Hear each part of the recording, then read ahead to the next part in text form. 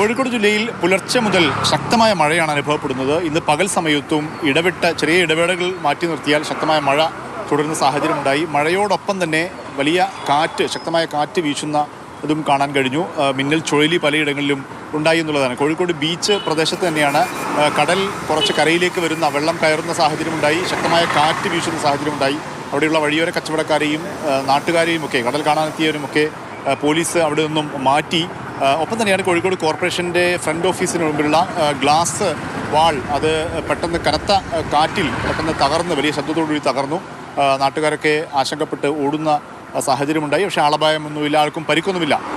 കനത്ത മഴയിലാണ് കോഴിക്കോട് നാദാപുരത്ത് തൂണേരിയിൽ ചാത്തുവിൻ്റെ വീടിൻ്റെ കത്തോട് ചേർന്നൊരു ശുചിമുറി ഉൾപ്പെടെയുള്ള ഭാഗം ഭാഗികമായി തകർന്ന് വീഴുന്ന ഒരു സംഭവം ഉണ്ടായിട്ടുണ്ട്. ഒപ്പം തന്നെയാണ് കാറ്റ് ഈ കോഴിക്കോട് മടവൂർ, മുട്ടാഞ്ചേരി, പൈമ്പാശ്ശേരി ഭാഗങ്ങളിലൊക്കെ ശക്തമായ കാറ്റ് മിന്നൽ ചുഴലിയുണ്ടായി. നിരവധി വീടുകൾക്ക് നാശനഷ്ടമുണ്ടായി. അവിടെ പാറക്കൽ രാഘവൻ ഉൾപ്പെടെയുള്ള ചന്ദ്രൻ തുടങ്ങിയ ആളുകളുടെ വീടുകൾ ഏറെക്കുറെ പൂർണ്ണമായും തകരുന്ന നിരവധി മരങ്ങൾ ഒരു വീടിൻ്റെ മുകളിലേക്ക് മറയുന്ന സാഹചര്യമുണ്ടായി.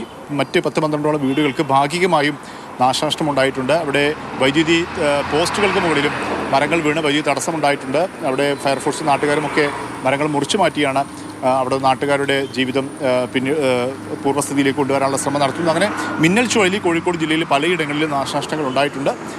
വലിയ ആളപായം അല്ലെങ്കിൽ ആളുകൾക്ക് പരിക്കേൽക്കുകയോ അത്തരത്തിലേക്ക് സാഹചര്യങ്ങൾ പോയിട്ടില്ല കോഴിക്കോട് ജില്ലയിൽ.